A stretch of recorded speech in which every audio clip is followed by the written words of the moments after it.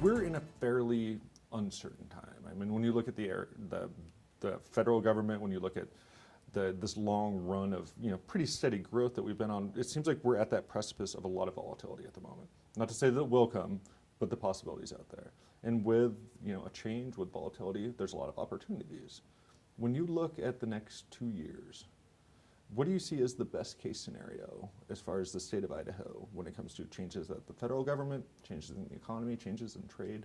Like, what do you look at as, I'd like to see this happen so that Idaho can take advantage of it? I mean, I think the current rate of growth that we have in both the creation of jobs and incomes need to be accelerated, both of those issues.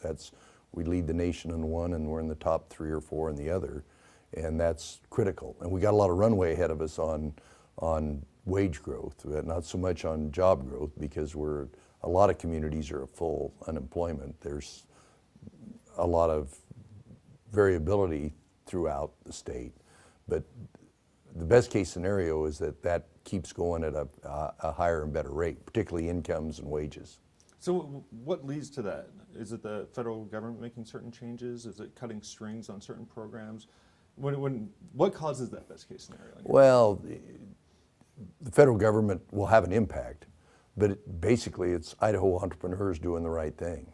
And the fact that we continue to diversify our economy, that an economy that was agrarian by its very nature initially is now much more diversified, even in the agricultural areas. The amount of technology we're putting into agriculture and food processing is part of that velocity. The income numbers that just came in yesterday defies the fact that all the commodity prices that we're dependent upon are way down because of the world trade-weighted dollar. And so, people in Idaho are doing the right thing. Government is not a good central planner. Government needs to have a plan, but the plan should be to allow entrepreneurs wherever they are to be successful. Farmers, ranchers, small businessmen, retailers, technology entrepreneurs, manufacturers, that they're all successful. We've set the table in Idaho to where they are successful. I think that's why we're in such good shape relative to all our competition.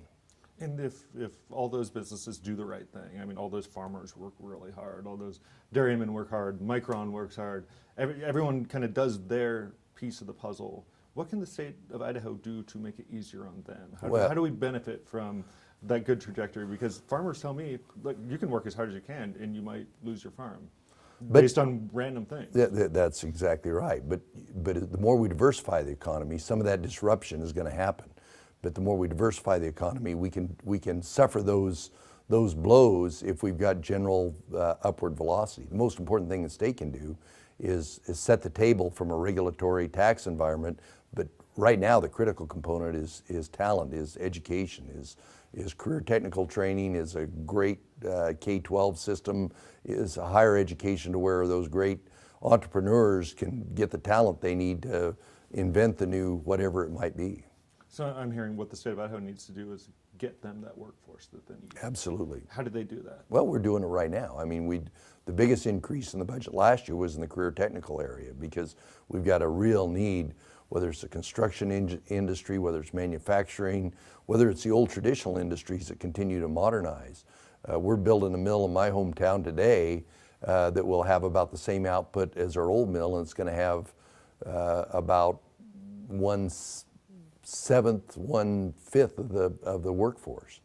Yeah, when we were up in Orofino talking to folks that work the lumber industry, they're talking about these mills that had 50 people in them. Now it's 2 or 3. Oh yeah. Which sucks if you're a logger, but it's also great for the person who owns that mill. Well, but the other thing we were doing in Idaho, particularly in both the timber industry and the food industries, we're adding more value to it here in Idaho. The new mill in Emmett, the Forest Health Project, where they're going to do forest health projects right around the Treasure Valley and Valley County. That wood's going to go through there, and then it's going to go to Fruitland and Nampa and be a finished product. We're capturing all the value in that product instead of just shipping raw 2x4s out of the state. That's where you really make a difference, because those jobs that were lost in the mill are gained in the processing facility. We see that in the milk industry, all the value we add to the milk industry in Idaho, where we're not shipping raw milk out of Idaho, we're shipping a finished product and creating a lot of jobs on the side. So I'm hearing maybe this is a time for stay the course. It doesn't sound like you're proposing a whole lot of new stuff. It's, continue the career ladder, continue the investments in business infrastructure that gets those Chobanis, those folks into the area. Well, or do we need to kind of change a little bit or expand? I think we need to accelerate what's taken place, and we need to constantly be looking at what's the best thing to do in education, the redeployment of resources. But K-12, when we invest in literacy in K-12, so that kindergarten, first, second, third graders get these kids reading proficiently by the end of the third grade, we don't get a return out of that until 6, 8, 10, 15 years down the road. I fully agree we need to stay the course there and do the right thing in education. So those are longer term investments. We've got short term investments right now, like fixing the chuck holes that we need to fix in the road right now, and making sure that our bridges are gonna last their design, be replaced at the right time in their design life. And to use a metaphor that I think we love around here, looking at the economy as kind of a three-legged stool with the education component, the infrastructure component, and then obviously the regulation and the business climate for the area. Is there something that we should be doing differently now? Because we might have the opportunity next year to make some fundamental changes. I mean, when you talk about block grants coming out of the Federal Department of Education, when we're hearing these infrastructure investment plans that are coming out of the federal government, I mean, there's the possibility that 90% of our budget next year could be available for change because the strings attached to it that are getting cut. You've been listening to me. Yeah, that's the fact that we have a balanced budget, the fact that we have surpluses, the fact that we put some money away allows us to be light on our feet to adapt to whatever happens from Washington, D.C. We want more of that authority back here in Idaho. Whether it comes back to us as a state, whether it goes to local government, or whether it goes to the people is defined in the 10th Amendment. Having a solvent budget with surpluses and a rainy day fund allows us to do what a lot of other states may not be able to do that have got big budget holes that are trying to blow up. So it's just the fact that we're in a position to where we can adapt to those changes, whether it's an international monetary issue or whether it's changes from the federal government. I love the position that Idaho's in right now. So when I wake up in 2020 and I see this plan that you've put into place and Idaho's gone on this best possible track, what do I wake up to? Well, I think you're going to wake up to a continued diversification in the economy, that ideas and industries that don't even exist today will be in their infancy, and the ones that are in their infancy today will be mature, generating income, higher wages, higher incomes. That's what I want to see, is that diversification, particularly for rural Idaho, where technology continues to supplant jobs that were there before, that we get advanced manufacturing, whether it be in the aerospace field, advanced manufacturing, that some of those go to those rural communities to help them so that their families can stay there and survive, and the ones that have left and gone out of the state for whatever reason can come back and raise their families here in Idaho. Then after I get up and I drive to work, do I hit a lot of potholes on the way? Well, we're hopeful that I think we're going to address that. I think the weather conditions out there today are going to elevate increased investment in our road system from what it was probably when we got here in January. So that's the best case scenario. Let's get a little pessimistic here. Okay. What's the worst case scenario that you see? Because with all this volatility and change, things might not end up as good as we think. That's right. My optimistic look at the worst scenario is that we're turn into get dark with it. Is we're the fastest turtle on the track. There's something's happened nationwide, something's happening global. The way we've set where we are today, we can still be the fastest turtle on the track. That diversification creates a lot of magic. Individual consumers, individual entrepreneurs, creating opportunity wherever it is, without the heavy hand of government, whether it be federal or state, dampening entrepreneurialism and great ideas. I think that that's where we are, and we darn sure ought to continue on that route. But we could have a slower economy, and we need to prepare for it. But I'm always going to be optimistic about where we are going forward. Well, one of the things that have been kind of coming up from some of the other folks I've talked to is there is a lot of federal money that comes back into Idaho as you see some of these programs cut back. I'm thinking the EPA, the way that they kind of subsidize DEQ in a weird way, a lot of that then gets put over to the permitting, and so those dairy manufacturers, those folks are now hit with huge permit fees to just keep that program going. Right. A lot of the education money might be split off into block grants for private too. Then all of a sudden we have to figure out how to infill that money on the education side. Possibly some of that health and welfare money might be cut back as well, and we're going to have to decide what are those essential services that we want to do, or possibly raise taxes. Yep. How should that play out in your mind? Well, the last one would be my last option. And some of the things that maybe we're doing, the federal government's doing, we just quit doing. I think a lot of people would agree with that. But we still want to have clean air. We still got to have clean water. We want our education system to work. I can point to a lot of places in the federal education money where if we just got part of the cash back, we'd be better off. I had a superintendent I was talking to yesterday, and we talked about that exact thing. And it's the same thing in transportation. Some of the overhead that's embedded in a federal dollar when we got it back, even if we got fewer dollars back, we'd still be money ahead here in Idaho.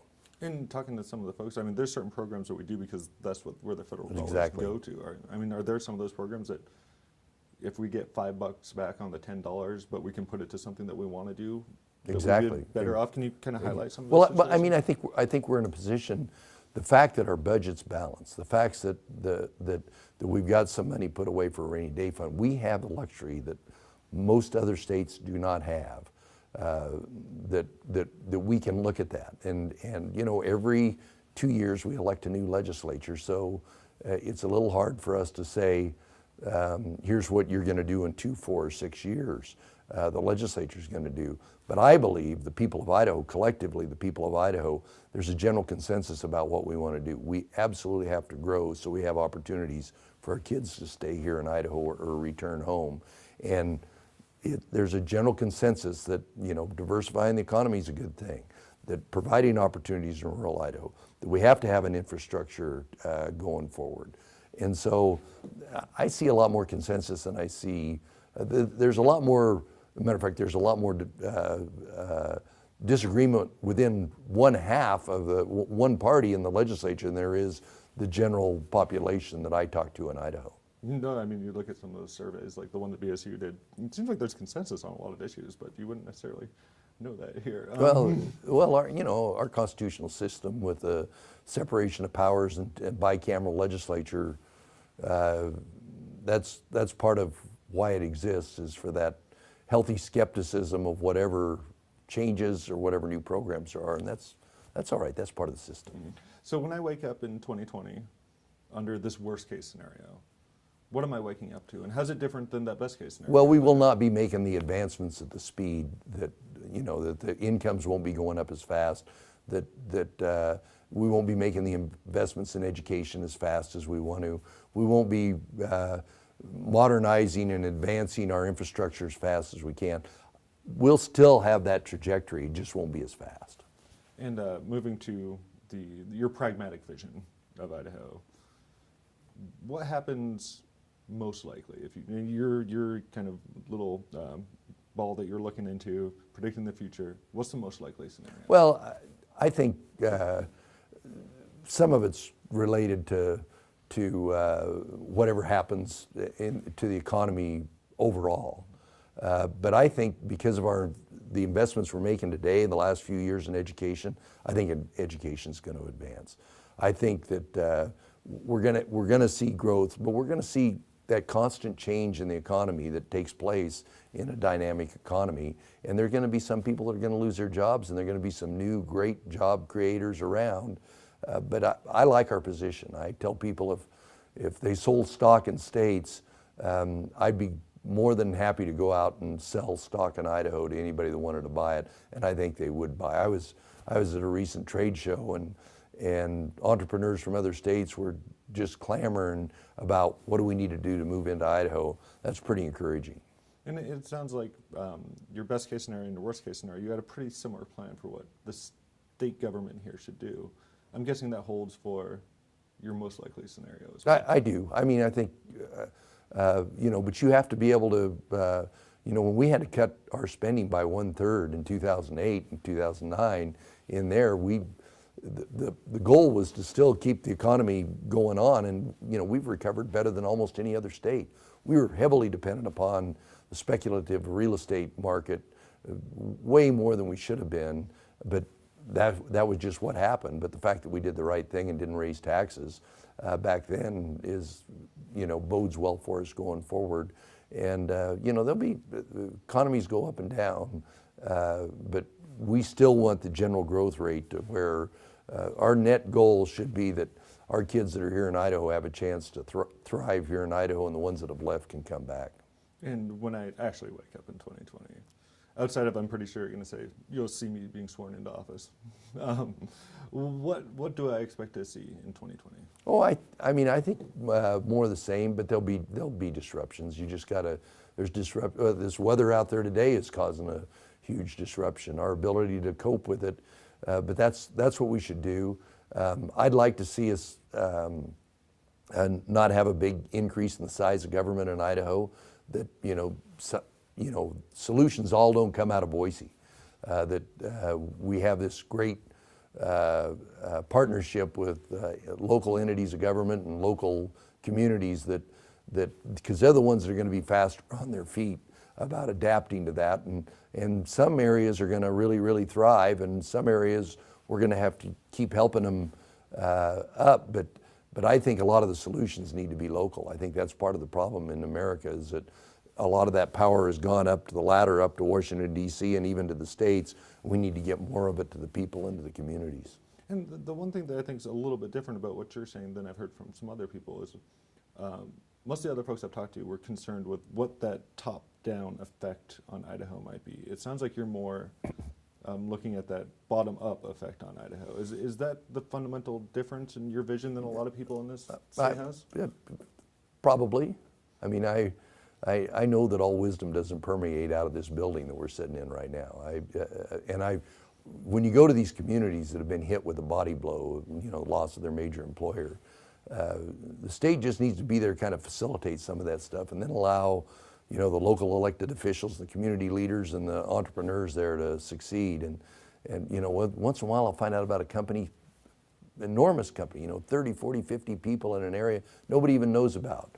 You know, those are some of my happiest times, is, you know, good for them. Good for particularly if they're providing an opportunity there for kids that have been displaced by efficiencies in agriculture, manufacturing, or food processing. That's a good deal. And last question, it sounds like you've had your ear to the ground. You've been out on these capitals for a day. You've been talking to folks. What's the biggest thing that people are missing in this building that you're hearing from them that we're not doing here? Well, I mean, education's critical right now. I mean, the employers that say, I can't get the skilled talent I need, but you know, that's our biggest priority. That's where we're going to spend the most money. That's what's going to be the biggest increase in the budget, is in the education area. So I'd say they're responsive from that standpoint, but there is a lot of disruption taking place just because of every day smart people get up and say, you know, if I invest in this piece of equipment or I change this process, I can do it with less people. And I think probably healthcare, and it's a big issue there. People are concerned about their cost of healthcare, even though we just saw a report the other day that for an individual plan, if you're group policy for an individual or family, Idaho is either the cheapest or the second cheapest. Healthcare costs are still way too high, but people are very concerned about that. So I'm hearing that old business axiom: give them the tools they need with the workers and the infrastructure, and get out of their way. That's right, exactly. Well, thank you very much. You bet.